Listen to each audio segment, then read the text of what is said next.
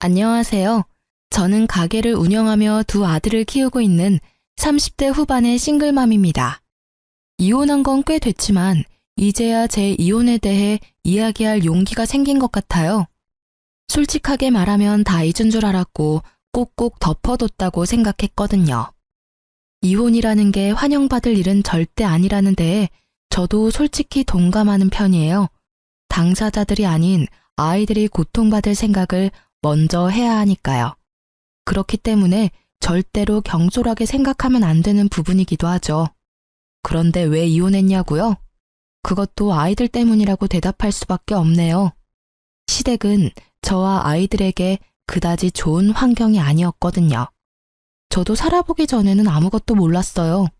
전 남편의 가족들이 어떤 사람인지를 내가 알 길이 없었다고 그렇게 말하는 것도 변명처럼 느껴지기는 하지만요. 지금 이렇게 사연글을 쓰면서도 내가 잘못하지 않은 것이 맞나 그렇게 깊이 생각해 봐야 할 정도죠. 그래도 제가 나쁘지 않은 길로 가고 있다고 말할 수 있는 건 밝게 자라준 두 아들 덕분이기도 해요. 이제 중학생, 초등학생인 두 아들이 잘 자라주어서 저는 이혼을 후회하지 않을 수 있는 것 같아요. 저와 남편은 소개팅으로 만났어요. 조금은 이른 나이에 결혼을 하게 됐고 아이를 낳았죠. 저는 어릴 때부터 요리에 관심이 많았어요. 특히 양식을 좋아했는데 아마 동생 때문이었을 거예요. 나이 차가 많이 나는 남동생에게 맛있는 걸 해주고 싶어서 고등학교 들어갈 무렵부터는 제대로 음식을 배워서 요리해주곤 했거든요. 그렇게 대학도 들어가지 않고 고등학교 졸업과 동시에 장사가 잘 되는 큰 규모의 가게에 취직해 일했어요. 그리고 20대 초반에 남편을 만나게 됐고 20대 중반에는 결혼하게 됐어요. 당시 저는 요리사라고 하기도 어려운 말단 직원이었고 경력을 쌓고 말고 할 것도 없이 임신으로 퇴사까지 하게 됐어요. 그래도 그게 싫지는 않았어요. 요리는 언제든 다시 시작해도 된다고 생각했고 무엇보다 아이가 생겼다는 것이 저에게는 큰 기쁨이었거든요. 그런 저의 결혼 생활에 단 하나의 문제가 있었다면 하나부터 10까지 간섭하는 시모 때문이었어요.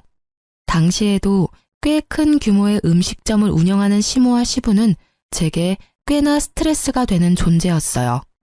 시모는 하나부터 10까지 잔소리를 해대고 시부는 그 잔소리가 들리지도 않는지 말리지도 동조하지도 않고 아예 투명 인간처럼 굴었어요. 보통 며느리 사랑은 시아버지라는 말을 하잖아요. 근데 저희 시부는 정반대였어요. 아예 저는 남처럼 대하더라고요. 그래도 그런 시부가 시모보다는 더 괜찮았다고 하면 시모가 얼마나 심각한 간섭을 했는지 감이 대충 오시죠?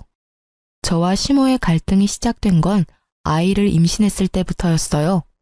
제가 임신 사실을 알렸을 때부터 시모는 먹는 것, 행동하는 것, 생각하는 것까지 통제하려 했어요.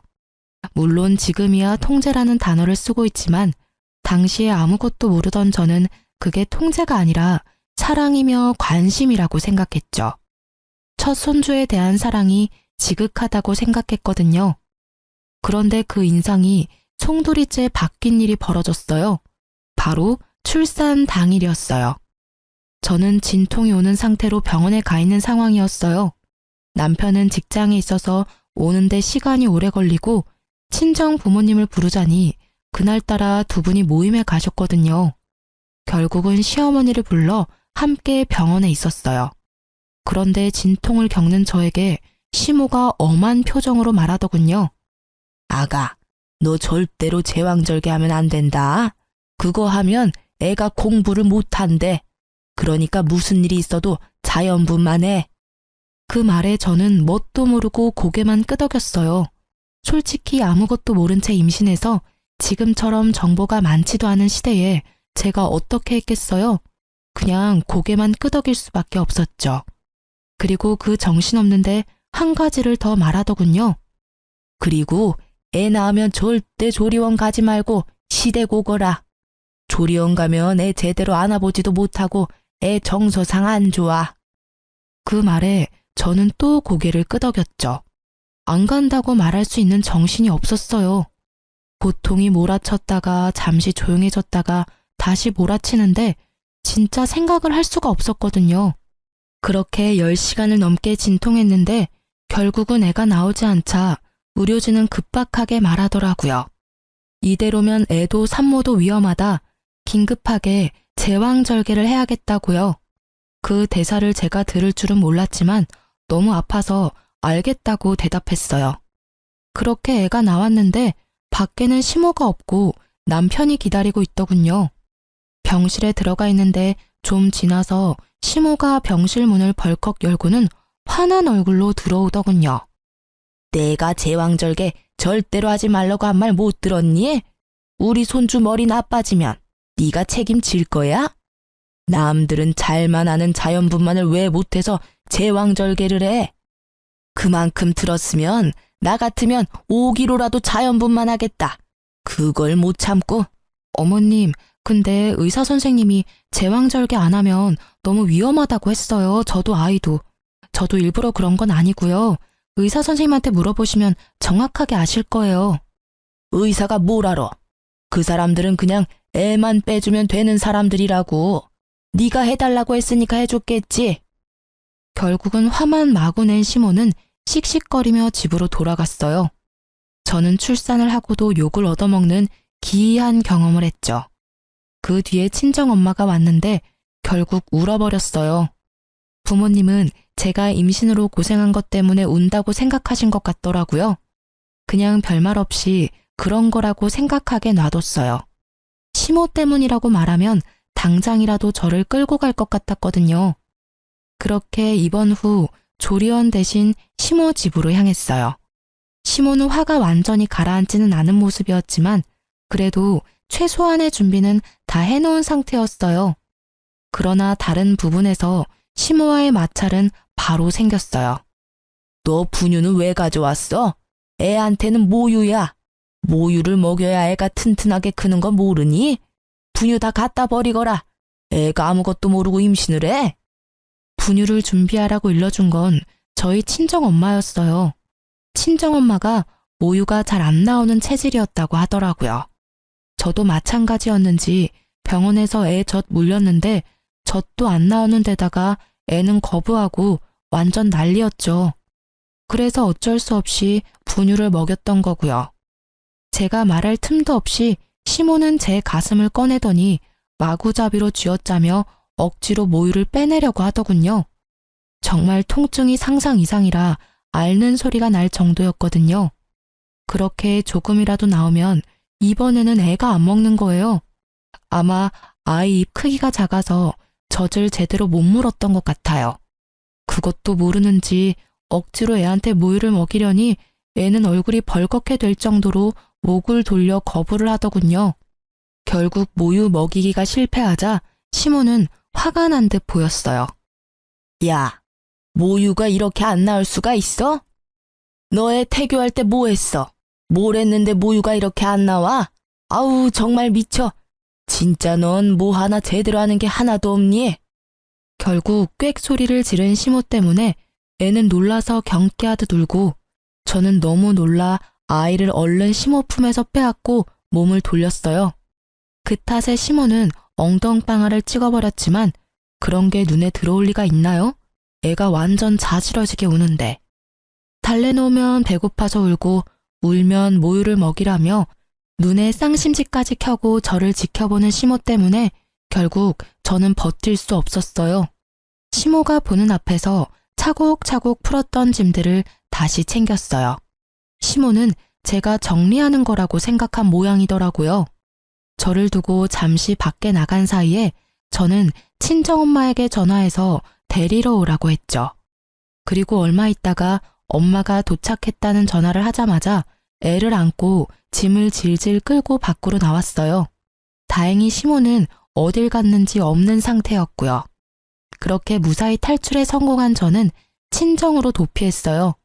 친정집까지 가는 길에 남편에게 전화가 오더군요.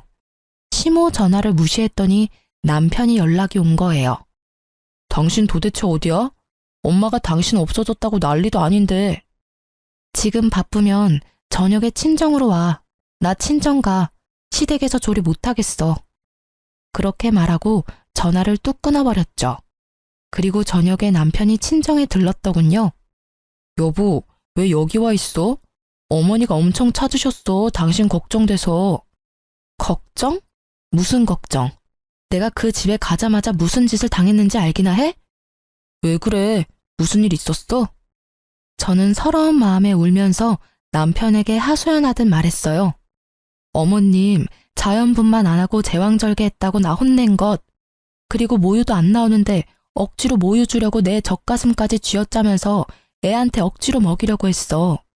애가 입이 작아서 못 봤는데도 억지로 먹이려니 애는 얼굴 빨갛게 돼서 울지 나는 아프지. 게다가 모유를 안 빨려는 애한테 모유 주라며 분유는 가져가 버리고. 아니, 어떻게 그러실 수가 있어? 무턱대고 안 되는 걸 되게 하라며 강요하는 게 말이 돼? 그 상태로 무슨 산후조리를 해?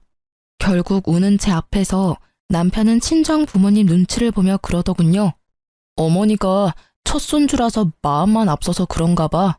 내가 어머니한테 당분간 여기서 조리한다고 말해놓을게. 애 좀 클 때까지는 집에도 안 오시도록 해줘. 솔직히 어머님 좋은 마음으로 볼 자신이 없어.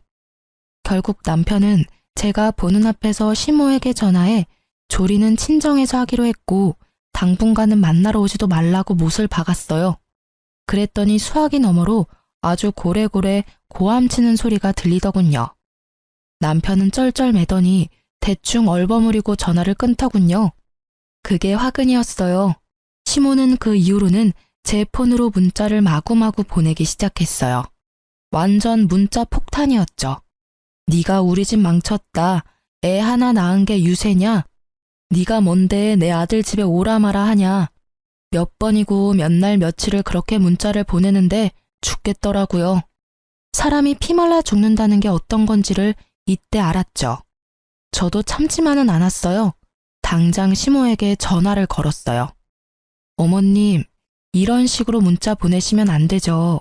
솔직히 제가 오죽했으면 남편한테 그런 하소연을 했겠냐고요.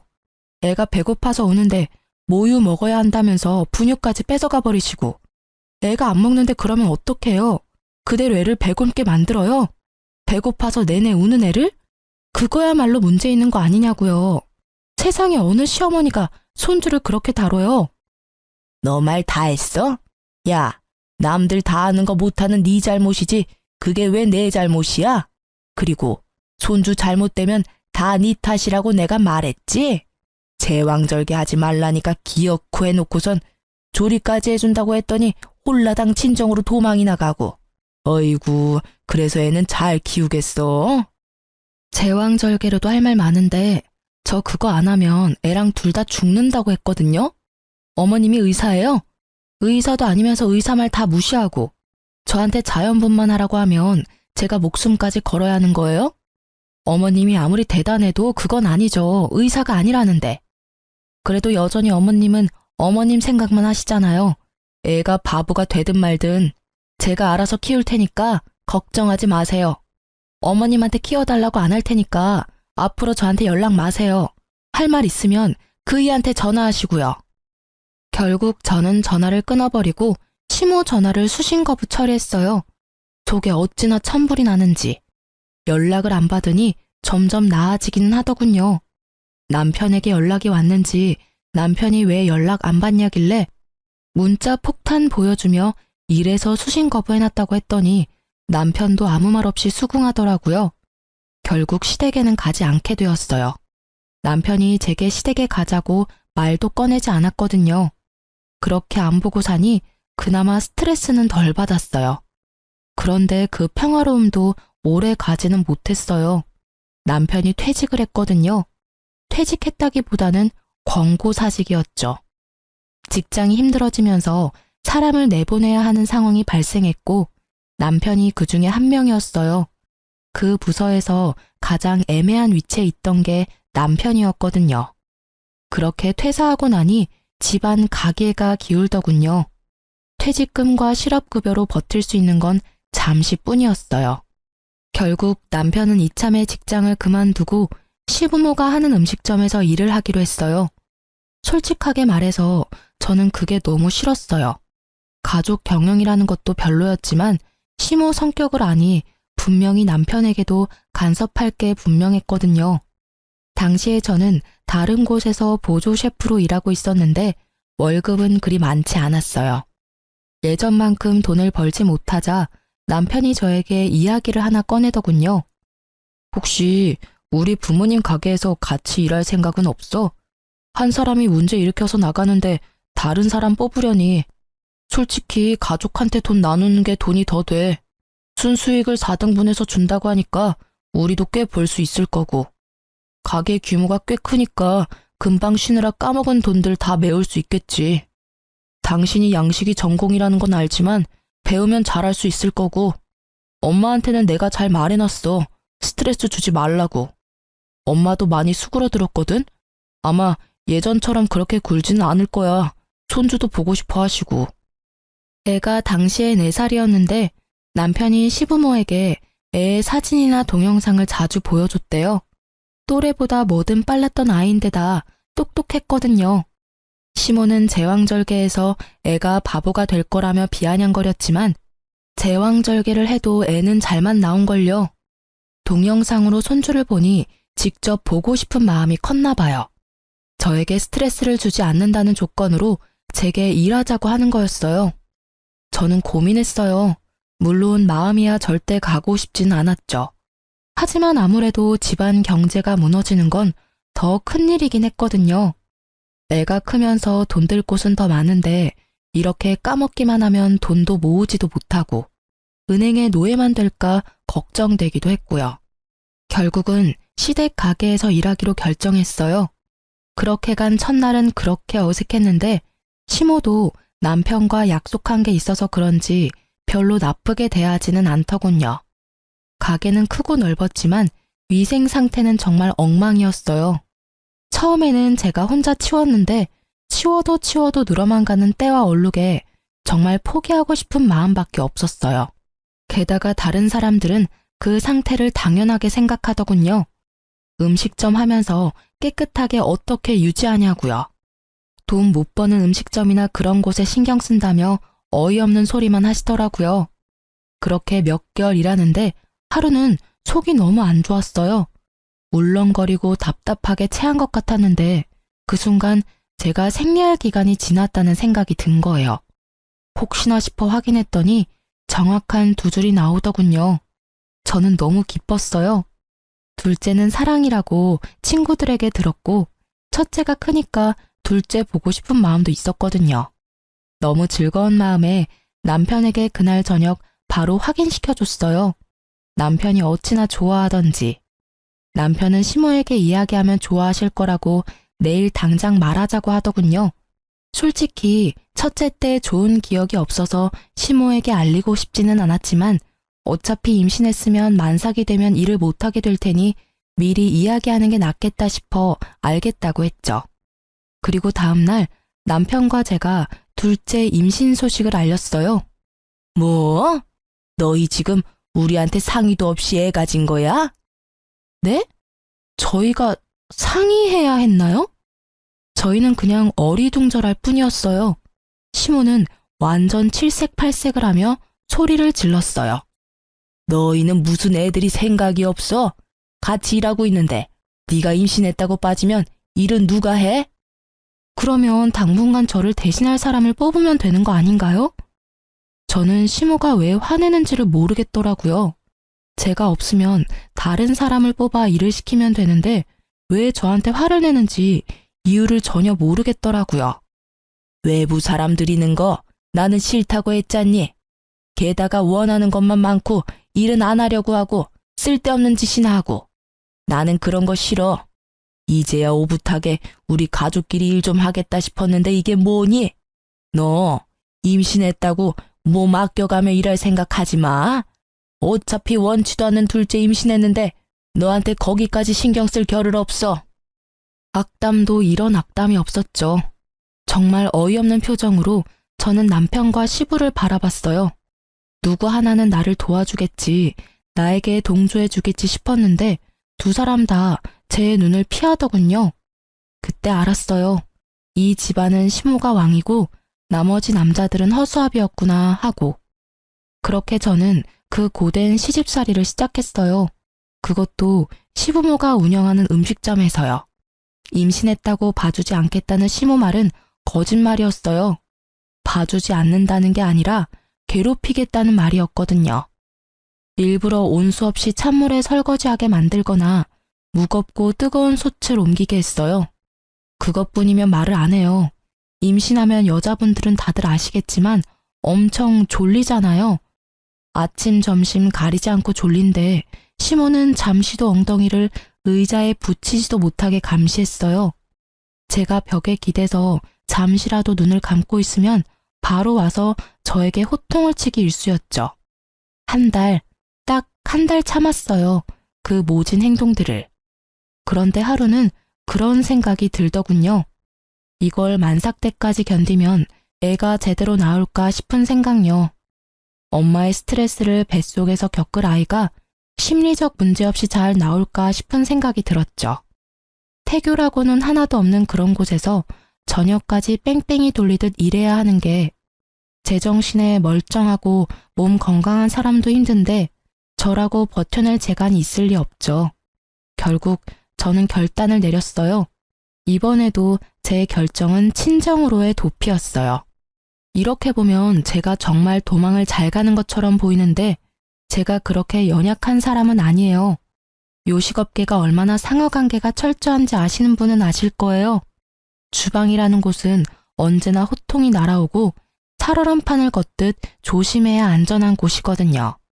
저도 당연히 그런 힘든 시간을 버티고 보조 셰프로 일을 했었죠. 그런데 이건 결이 아예 다르잖아요.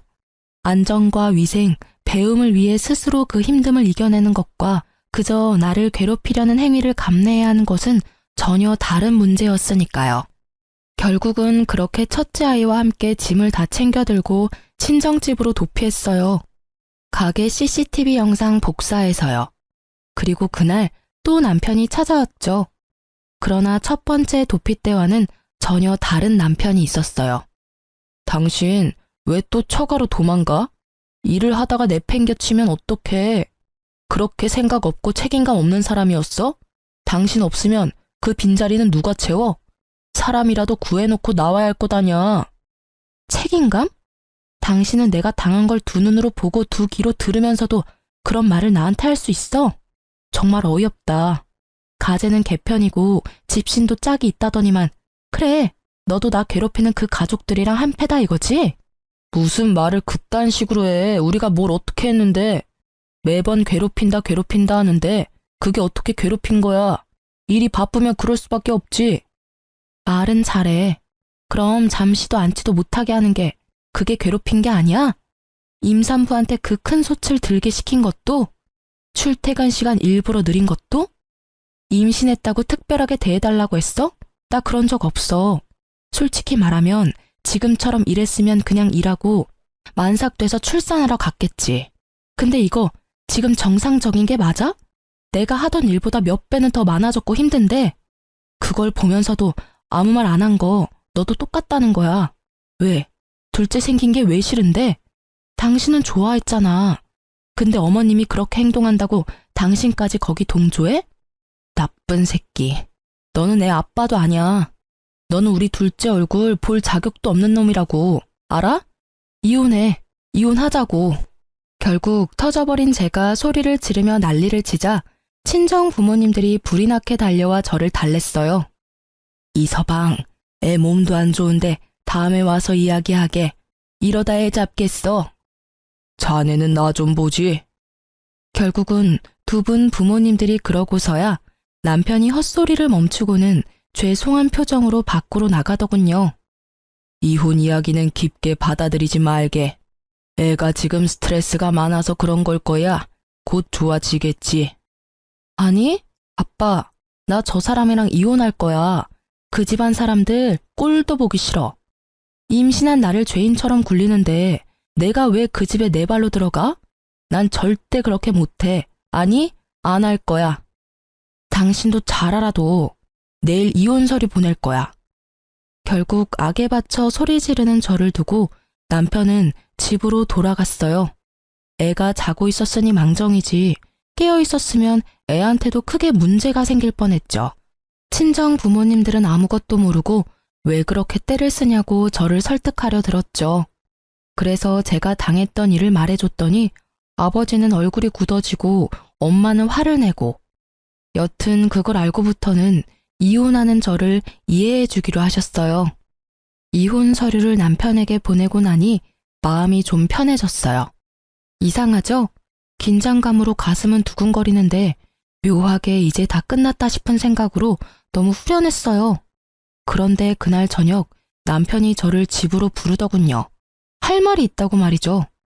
저는 애를 두고 같이 살던 집으로 향했어요. 그런데 집에 도착하니 배신감이 짜르르 들더라고요. 거기에는 남편뿐만 아니라 시모까지 같이 있었거든요. 우리끼리 이야기해서 끝낼 문제가 아닌 것 같아서 어머니도 불렀어. 무슨 이야기를 더 해야 끝나? 서류 정리되면 끝나는 거지. 나는 할 말 없고 더 이상 이야기도 하고 싶지도 않아. 왜 할 이야기가 없니? 너 이렇게 살다 헤어지면서 또 위자료다 뭐다 우리한테 요구할 거 뻔하잖아. 그리고 둘째는 모르겠고 첫째는 우리가 데려와야지. 애가 네 소유라고 생각하는 건 아니지? 걔 우리 집안 피를 이었어. 너한테 뺏길 이유가 어디 있니? 어머님, 말이 되는 소리를 하세요. 왜 애를 어머님이 데려가요? 제가 왜 이혼하자고 하는지 모르시나 보네요. 정확하게 말씀드릴게요. 저 남편 때문에 헤어지는 거 아니에요. 어머님 때문에 이혼하자고 한 거지. 너 이 사이가 좋으면 이혼을 왜 해? 나 때문에? 내가 뭘 어쨌는데? 내가 너한테 그리 못하디? 어디 가서 말하기 부끄러워서. 네가 애 못 키우고 가정 못 지킨 주제에 말은 아주 잘하는구나. 그래, 뭐가 그렇게 안 이꼬워서 이혼하자는 거니? 말해봐. 내가 뭘 그렇게 잘못했어? 지금 그걸 모르세요? 둘째 임신하고 명백하게 저 괴롭히신 거 기억 안 나세요? 어머님이 직접 말씀하셨잖아요. 임신했다고 편하게 일할 생각하지 말라고. 저 애초에 편하게 일할 생각도 없었어요. 그런데 그런 저한테 일부러 고된 일 시킨 건 기억 안 나세요? 어머, 나는 너한테 미리 이야기했어. 임신한 건 네 잘못이지 않니? 그러게 우리한테 이야기라도 하고 임신 준비를 하지 그랬니? 그랬으면 네가 그럴 일도 없었잖아. 그리고 임신했다고 특별하게 대해주는 것도 웃기지 않니? 나 때는 임신해도 밭일해야 했고 눈치 보며 음식도 줄여야 했어. 그런데 너는 같이 일하면서 혼자 임신해버리고 남은 사람들 고생할 건 생각도 안 하는 이기주의자잖니? 그게 어떻게 이기주의예요? 말이 정말 안 통하네요. 이러니까 제가 이혼 이야기 꺼낸 거예요. 이러니까. 누가 특별하게 대해달라고 했어요? 최소한 태어날 아이가 이 집안에서 축복은 받아야 하잖아요. 그런데 애가 졌다고 도리어 더 괴롭히시다니 누가 봐도 문제 있는 건 어머님이시라고요. 게다가 애 태어나면 어떻게 할 건지 눈에 훤히 보이는데 이 상황에서 출산을 해요? 솔직히 말해서 1초도 있고 싶지 않아요. 그리고 우리 첫째 데려갈 생각 꿈도 꾸지 마세요. 애가 어머님만 보면 자지러지게 우는 거 모르세요? 낯을 가리는 수준이 아니라고요. 그런 애를 어떻게...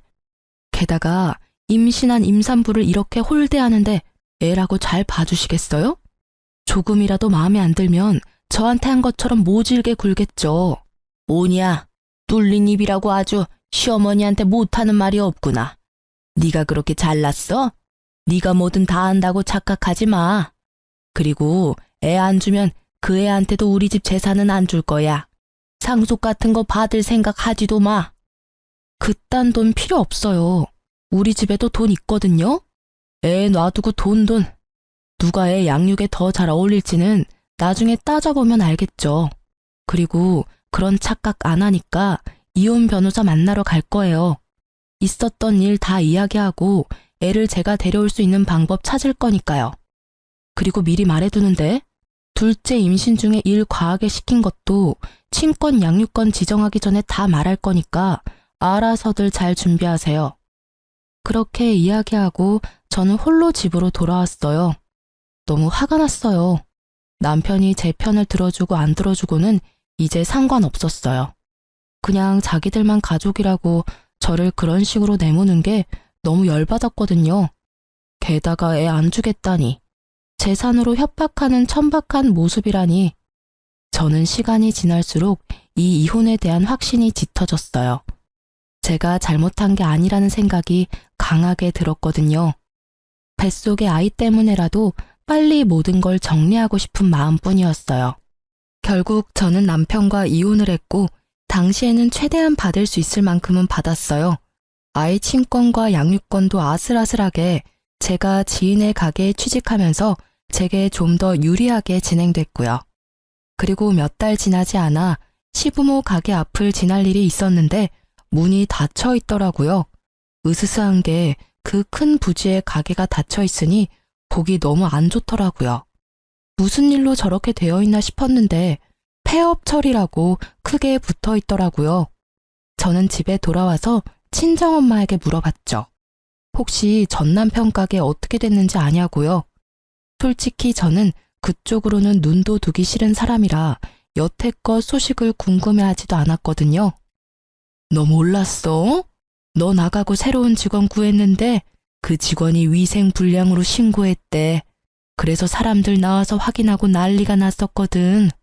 결국 그걸로 처벌받았는지는 모르겠는데 사람들이 있는데 와서 그런 일 벌어지니까 소문이 안 날 리가 있어? 아무리 그래도 동네 장사인데 관광객 상대면 몰라도 동네에서 그러면 이미 끝장난 거지. 그 뒤로 영업은 계속했다는데 손님이 뚝 끊겨서 폐업 신고했다더라고. 근데 너 있을 때도 그랬어? 그 이야기 들으니 시모 가게에 불량했던 위생이 다시금 떠올랐죠. 아, 그런 게 있었지 하고요.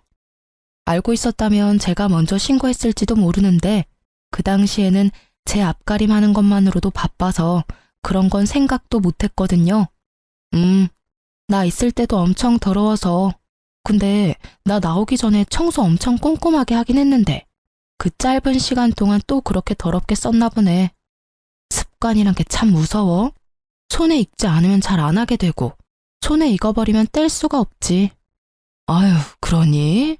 아, 그리고 이번에 신고당하는 게 처음도 아니라던데 너 들어가기 직전에 일하던 직원이 그런 신고하겠다고 몇 번 협박했었던가 봐. 결국에는 너희 시어머니가 무마하려고 돈 좀 썼다던데 그러고도 이 꼴이니 2번이나 신고당한 셈 아니니? 결국은 그렇게 본전도 못 찾고 빚만 생겼겠지. 그제야 왜 시모가 저에게 가족 경영을 강조했는지 이해할 수 있었어요. 이미 척집 며느리라도 데려와야 그런 위험을 방지할 수 있다고 생각한 모양이에요. 참 대단하신 분들이다 싶었어요. 음식점 하면서 더럽게 유지하는 것도 대단하고 신고당하기 싫어서 가족들 끌어들이는 것도 대단하고. 근데 그 부지는 왜 안 팔렸어? 좀 외지에 있긴 하지만 그래도 가격 좀 나갈 건데. 어머 얘, 그 동네 상권 다 죽었어. 옆동에 젊은이들 많이 찾아오는 곳에 새롭게 맛집 골목 만들어져서 땡땡동엔 상가 임대도 잘 안 들어온다던데. 아마 부지 팔기는 더 힘들 거다. 그리고 식품위생으로 신고당해서 동네 사람들한테 눈도장 제대로 찍혀서 새 음식점으로 들어오면 뭐하니? 새로 들어와도 장사 안 될 게 뻔한데. 동네 사람들한테 더럽다는 인식 없애려면 시간 좀 걸릴걸? 친정엄마 이야기를 들으니 끄덕거릴 수밖에 없었죠. 음식점이라는 건 위생과 관련된 소문에는 예민할 수밖에 없거든요. 모르고서라도 거기를 샀다가 음식점을 하면 바로 망하게 되는 지름길이니까요. 결국 시모는 전 재산 어쩌고 저쩌고 하더니 본인이 스스로 관리 잘못해서 날려먹고 말았네요. 그때 재산 준이 많이 했을 때 아이를 지켜낸 제가 참 잘한 것 같다고 생각했어요. 그리고 그 뒤로 저는 지인이 운영하는 가게에서 출산 직후 그만뒀어요. 아버지가 집에서 제 요리를 맛보시고는 장사 미천을 마련해 줄 테니 음식점을 운영해 보라고 했거든요. 처음에는 겁이 많이 났어요. 젊은 사장이라니. 아직 제가 제대로 된 요리사가 아니라는 생각을 했거든요. 그래도 아버지의 권유와 격려에 결국은 제 이름의 가게를 오픈하게 됐어요. 큰아버지가 한적한 골목길에 건물이 하나 있었는데 그 1층을 조금 싼 값에 임대하셔서 그곳에서 양식 음식점을 운영했어요. 그런데 그 골목에 하나둘씩 젊은 감성의 가게가 생기더니 결국에는 맛집 골목처럼 상권이 형성되어서 2년 만에 저희도 그 이득을 충분히 누리게 됐죠. 음식점은 장사가 너무 잘 돼서 몇 년 만에 확장하게 됐어요. 그 건물 1층에 제 가게와 휴대전화 가게가 있었는데 결국은 그 휴대전화 가게가 임대 계약 종료로 나가고 큰아버지가 그쪽을 저희가 확장해서 쓸 수 있게 만들어줬어요. 저희도 확장하고 나서는 시세와 같이 임대료를 지불하며 가게를 운영하기로 했어요. 가게가 커졌으니 사람을 구해야 했어요. 그만큼 홀과 테이블이 늘어나서 당시 있던 직원만으로는 너무 감당이 안 될 정도였거든요. 우리는 홀 직원에 더해서 주방에서 저를 도와 보조 셰프를 해줄 사람을 찾기로 했어요. 그렇게 구인 광고를 냈어요. 며칠 동안 사람들이 많이 찾아왔는데 홀서빙은 금방 구했는데 주방 보조해줄 이모님 찾기가 생각보다 힘들었어요. 그래서 골머리를 앓고 있는데 문 열리는 소리가 들리더니 누군가 들어오더라고요. 그때는 오픈 전이라 저도 사복을 입고 있었는데 고개를 돌리고 딱 보니 전 시모가 거기 있었어요. 저도 상대방도 무척 놀란 표정이었어요. 그러나 놀란 표정도 잠시 전 시모는 표독한 표정으로 제게 시비를 걸듯 말했어요. 너도 직장 구하러 왔니? 이혼하면서 나갈 때는 아주 이혼만 하면 세상 편하게 살 것처럼 하고 나가더니 결국은 너도 이렇게 나이 먹고 구직이나 하고 다니잖아. 그 말은 제가 하고 싶은 말이었지만 말을 참았어요. 여기는 왜 오셨어요? 저랑 싸우러 오신 거예요? 네가 여기 있는 줄 내가 어떻게 알고 여길 와? 난 여기 구인 광고 보고 면접 보러 온 거야. 너도 구직하러 온 거 같은데 나랑 같이 있으면 넌 못 붙어. 내가 여기 사장님한테 네가 얼마나 못된 계집인지 아주 상세하게 이야기해 줄 거니까. 싸우러 오신 게 아니면 말 조심하세요. 저도 이제 그쪽 분 제 시어머니라고 생각 안 하니까요. 남남이 된 지 얼마나 오래됐는데 여전히 저한테 굉장히 모질게 구시네요. 남한테 이렇게 하시면 당장 소송인 건 모르세요? 그딴 거 난 알 필요 없고 알고 싶지도 않아. 나한테 필요한 건 네가 우리 아들이랑 이혼하고 비루하게 빌어먹고 사는 걸 보는 게 더 중요해. 모든 게 내가 생각한 대로 맞아떨어졌으니까. 너 같은 성격에 어디 가서 잘할 거라고 생각한 게 이상하긴 하지. 우리 집 풍비박산을 내놓고 아주 저 혼자 잘 살려고 하는 건 말도 안 되지. 너 때문에 우리가 이렇게 됐는데. 가게 폐업했다는 이야기는 들었어요. 그런데 그게 제 탓이라고요? 저는 분명히 저 나가고 새로 들어온 직원이 신고했다고 들었는데요. 그게 네 탓이지. 네가 애를 가지지만 않았어도 우리가 그런 또라이 같은 새 직원을 뽑을 일이 있었겠니? 쓸모도 없는 거 걷어서 일하게 해주려고 했더니 금세 도망가서 결국 사람 구하게 만들고 결국 신고당해서 폐업하고 우리 아들도.